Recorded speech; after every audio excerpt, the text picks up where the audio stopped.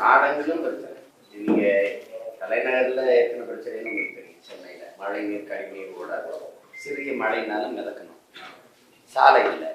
ரெண்டாவது திடீர்னு மக்களுடைய வாழ்விடங்களை போய் இடிப்பாங்க, கேட்டால் ஆக்கிரமிப்பாங்க சொல்லுவாங்க. ஆக்கிரமிப்பு நீங்கள் அதுல இருந்து நியாயமான நம்ம கேள்விகளை நீங்கள் பாருங்க.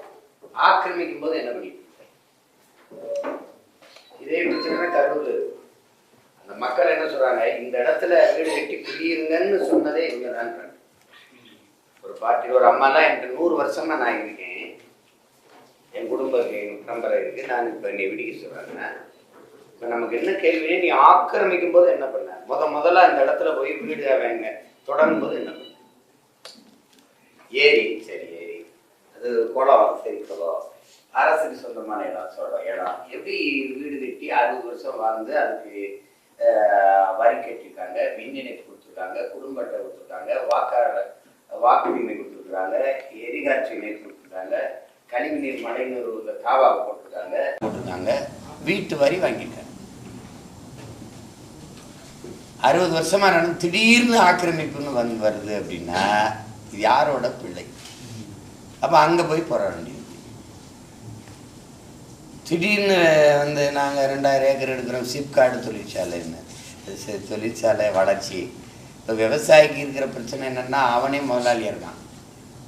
இப்போ நீ யாரையோ ஒரு முதலாளியை கொண்டு வர, நாங்கள் 5000 ஏக்கரை நீ பறிச்சிங்கன்னா 5000 ஏக்கரில் எங்கள் விவசாயி நாங்களே முதலாளி. அது எங்கள்கிட்ட தற்சார்பு பொருளாதாரம் இருக்குது. இப்போ என்கிட்ட ஆடு இருக்குன்னா ஆடை வச்சுக்கிறோம், அவர்கிட்ட மாடு இருக்குன்னா உழவு வாங்கிப்பேன், எனக்கு கத்திரிக்காய் இருக்குன்னா அவர்கிட்ட வைப்பேன், அவர் தக்காளி இருக்குன்னா வாங்கிப்பேன். எங்களுக்குள்ள பழைய பண்ட மாற்று முறை மாதிரி தற்சார்பு பொருளாதாரத்தில் இருக்கேன். அதை ஒரு முதலாளி ஏன்னா முதலாளி ஏன் முதலாளி இல்லை, அரசும் அந்த தொழிற்சாலையை தொடங்கலை. அதுக்குள்ளே என்ன மாதிரி தொழிற்சாலை இருக்குதுன்னு போனால் சாயக்கழிவு, சாயப்பட்ட இந்த பிளாஸ்டிக் நெகிழி தயாரிக்கிற தொழிற்சாலை, நிலத்தை காற்றை நீரை எது விஷமாக்குமோ நாசமாக்குமோ அந்த தொழிற்சாலை. அங்கே வேலை யாருக்குன்னா எனக்கு கிடையாது. சொல்கிறது வளர்ச்சி வேலை வாய்ப்பு அப்படின்னு. எந்த தொழிற்சாலையில் எத்தனை ஆயிரம் தமிழ் இளைஞர்கள் தமிழ்நாட்டு மக்களுக்கு வேலை கிடைக்குதுன்னா இல்லை. அதிகமாக சைமா சிப்காடு இதெல்லாம் இருக்கிறது, கடலூர் சிப்காடு தொழிற்சாலை எல்லா இடத்துலையும் இருக்குது. எவ்வளவு வளர்ந்துருக்குன்னா 1000 ரூபா எங்கள் ஆத்தாள் கொடுக்குற நிலைமையில தானே இருக்குது.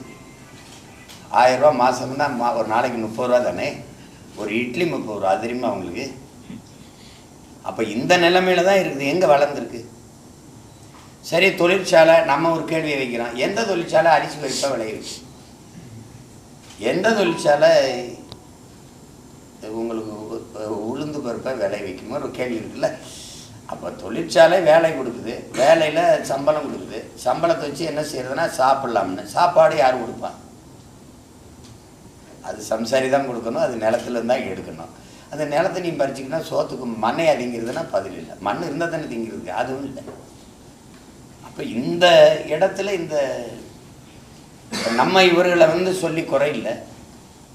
நீங்கள் ஒரு வேர் தெரிஞ்சுக்கணும்ல, பிரச்சனைக்கு வேர். இது எதுவுமே இவங்க கையில் இல்லை. இந்த 8 வழிச்சாலை போடுவது, இந்த 4 வழிச்சாலை போடுவது, இந்த துறைமுகத்தை விரிவாக்கம் 6111 ஏக்கரில் கட்டுவது, விளிங்கம், இந்த இணையம், இந்த காட்டுப்பள்ளியில் வருவது, பிறகு இந்த 5000 ஏக்கரில் விண்ணூர்தி நிலையம் வருவது, இந்த விரிவாக்கங்கள் செய்வது, விண்ணூர்தி நிலைய விரிவாக்கம். இந்த திட்டங்கள்லாம் யாரோடதுன்னு நீங்கள் தெரிஞ்சுக்கணும்ல. இது உலக வர்த்தக அமைப்புன்னு ஒன்று இருக்குது, வேர்ல்டு ட்ரேடு ஆர்கனைசேஷன். அவனுடைய தலைவன் தான் உலக வங்கி, உங்களுக்கு தெரியும்னு நினைக்கிறேன். அவன் என்ன நினைக்கிறான்னா அதான். இந்தியா 156 லட்சம் கோடி கடன் வாங்கியிருக்கு. தமிழ்நாடு எவ்வளோ வாங்கியிருக்கு? 10 லட்சம் கோடி. 10 லட்சம் கோடி வாங்கி நீங்கள் எடுங்க சும்மா எடுங்க. 10 லட்சம் கோடி வாங்கியிருக்கு. 10 லட்சம் கோடி வாங்கி இந்த கடன் கொடுத்த முதலாளி. இதை நீங்கள் அமெரிக்க பொருளாதார அடியாளின் வாக்குமூலம்னு ஒரு புத்தகம் இருக்குது, அது ஜான் பெர்கின்னு ஒருத்தன். அவன் அமெரிக்க பொருளாதார அடியாளாக வேலை செஞ்சவன். அவர் ரொம்ப நாள் இருந்தார், இப்போ இருக்கிற இறந்துட்டார், அண்மையில் இறந்துட்டார் இல்லையா. அவர் என்ன எழுதிக்கிறாருன்னா, நீங்கள் ரொம்ப உள்ளெல்லாம் போய் பிடிப்பீங்களா, அட்டையிலே எழுதிட்டார். உங்கள் நாட்டு தலைவர்களுக்கு நாங்கள் கடன் கொடுப்போம், கையெழுத்து போட்டுருவாங்க, பொருளாதாரம், தொழில் வளர்ச்சி, பாதுகாப்பு, இதிலெல்லாம் எங்களுக்கு வேலை செய்கிற ஆட்களாக நாங்கள் பயன்படுத்திப்போம். அவங்க உங்கள் நாட்டு தலைவர்கள் அவ்வப்போது அவன் என்ன சொல்கிறான் பாருங்க, ஏர்போர்ட்டு கட்டுதல், இந்த மாதிரி ரோடு போடுதல், துறைமுகம் கட்டுதல், இந்த மாதிரி வேலைகளை செஞ்சு தங்கள் இருப்பை தக்க வைத்துக் கொள்வார். இப்போ மெட்ரோ ரயில்னு ஒன்று வருதில்ல, அதுதான் அவன் சொல்லி தான் 60,000 கோடி. மெட்ரோ திட்டத்தின் பயன்பாடு, அதை பயன்படுத்துகிற மக்களின் விழுக்காடு 0.1 இதுதான் எல்லாம் கார் வச்சுருக்கான், எல்லாம் மோட்டர் பைக் வச்சுருக்கான்.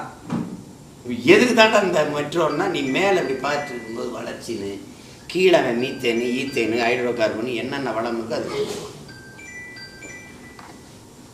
கொஞ்சம் சொன்னால. நாடு எங்ககிட்ட இருந்தது, அவங்க வந்தாங்க யார், வெள்ளைக்காரங்க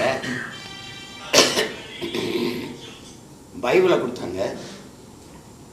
பைபிள் எங்கள் கைக்கு வந்தது, நாடு அவங்க கைக்கு போனது. அதுதான் இப்போ இவங்க ஒன்றும் செய்ய முடியாது. நீங்கள் தலைவர்களை ஒவ்வொரு முறையும் தேர்தலில் வாக்கு செலுத்தி தேர்வு செய்கிறோம்னு நீங்கள் நினச்சிட்டு இருந்தீங்கன்னா அது மாதிரி ஒரு தவறு எதுவும் கிடையாது. நீங்கள் தரகர்களை தேர்வு செய்வீங்க. இவங்க எதுவுமே செய்ய முடியாது. இந்த 8 வழிச்சாலை, 4 வழிச்சாலை, இந்த விண்ணூர்தி, இந்த விரிவாக்கம், இந்த துறைமுக விரிவாக்கம்லாம் தனியார் முதலாளிகளுக்கு கொடுக்கப்படுது. காரணம் என்ன, இந்த பீம்ஸ்டெக் அப்படின்னு ஒரு இது